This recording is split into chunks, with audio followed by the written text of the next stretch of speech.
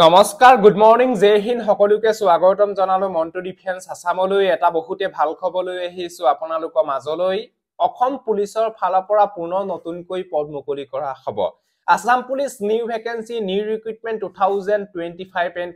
and 2026 2025 আৰু 2026 বৰ্ষৰ বাবে অসম পুলিচৰ ফালৰ পৰা পুনৰ নতুনকৈ পদ মুকলি কৰা হ'ব ইতিমধ্যে আমাৰ সিএম ছাৰ মাননীয় মুখ্যমন্ত্ৰী ডক্টৰ হিমন্ত বিশ্ব শৰ্মা ডাঙৰীয়াদেৱে ঘোষণা কৰিছে অসম পুলিচত পুনৰ নতুনকৈ পদ মুকলি কৰা হ'ব কেতিয়া নতুনকৈ পদ মুকলি কৰা হ'ব কোনটো মাহত আৰু তথ্য এই ভিডিঅ'টো যদি আপোনালোকক জনাম আৰু লগতে অসম পুলিচৰ যিখিনি ৰিসেন্ট ইন্টাৰভিউ চলি আছে যিখিনি ৰিসেন্ট ৰিক্ৰুটমেন্ট চলি আছে এই পদবিলাকৰ ৰিজাল্ট কেতিয়া দিব বা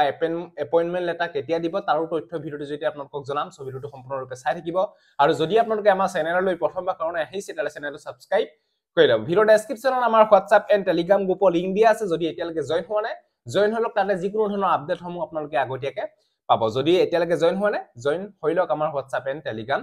গ্ৰুপত আৰু লগতে এখিনিতে আপোনালোকক জনাই থওঁ যে যোনসকল ক্যান্ডিডেটে জয়েন ইণ্ডিয়ান আৰ্মি অগ্নিবীৰ 2025-26 বৰ্ষৰ বাবে যদি এপ্লাই কৰিছে যদি আসামিজ মিডিয়ামত যদি এক্সাম দিম বুলি ভাবিছে তেওঁলোকৰ বাবে এখন ইবুক বনাইছো যিখন ইবুকত 2300 MCQ কুৱেশ্যন এনসাৰ আপোনালোকে দেখিবলৈ পাব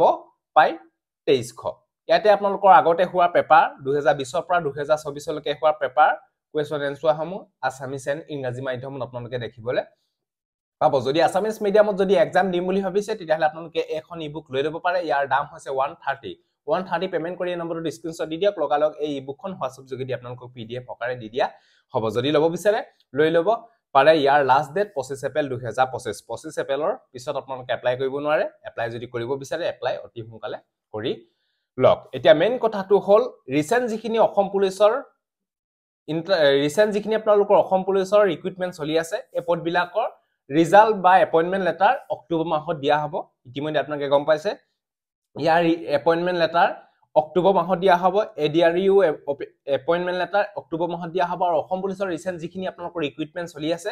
সেই পদবিলাকো এপইন্টমেন্ট লেটাৰ আপোনালোকৰ অক্টোবৰ মাহত আপোনালোকে পাই যাব আৰু ইয়াৰ ৰিজাল্ট হয়তো আপোনালোকে সেপ্টেম্বৰ মানত আপোনালোকে হয়তো ৰিজাল্ট সমূহ আপোনালোকে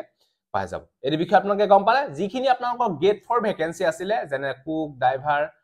কুক আছিলে তাপা আপোনালোকৰ সাফাই কৰ্মচাৰী এই পদবিলাকৰ ফাইনাল ৰিজাল্ট হয়তো 30 এপ্ৰিল তাৰিখে দিয়া সম্ভাৱনা আছে ইতিমধ্যে আমাৰ সিএম ছাৰে আগতে হয়তো কৈছিলে যে অসম পুলিচৰ যিখিনি আপোনালোকৰ গেট 4 ভেকেন্সি আছিল সেই পদবিলাকৰ ৰিজাল্ট মুকলি কৰা হ'ব বুলি কৈছিলে 30 এপ্ৰিল 2025 ত এই বিষয়ে আপোনালোকে গম পালে 30 এপ্ৰিল তাৰিখে হয়তো অহা সম্ভাৱনা আছে বাকি আপোনালোকৰ এতিয়া মেইন কথাটো হল যে অসম পুলিচৰ নতুন ভেকেন্সি কেতিয়া মুকলি কৰা হ'ব আমাৰ সিএম ছাৰ মাননীয় মুখ্যমন্ত্ৰী ডক্টৰ হিমন্ত বিশ্ব শৰ্মা দেৱে কৈছিলে যে অসম পুলিচৰ নতুন ভেকেন্সি নৱেম্বৰ মাহত পুনৰ নতুনকৈ পদ মুকলি কৰা হ'ব বুলি আমাৰ সিএম ছাৰে কৈছে আগতো আমাৰ সিএম ছাৰে কৈছিলে এই বছৰ শেষৰ ফালে আকৌ নতুনকৈ পদ মুকলি কৰা হ'ব বুলি কৈছে কালি যেহেতু 20 এপ্ৰিল তাৰিখে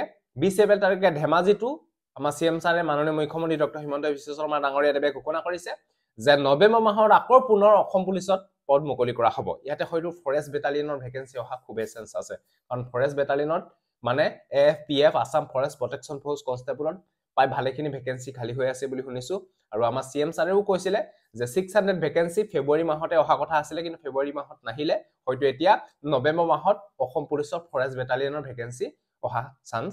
আছে মানে আহিবই আৰু বাকি অসম পুলিচতো ভেকেন্সি আহিব আৰু আপোনালোকে গম পাইছে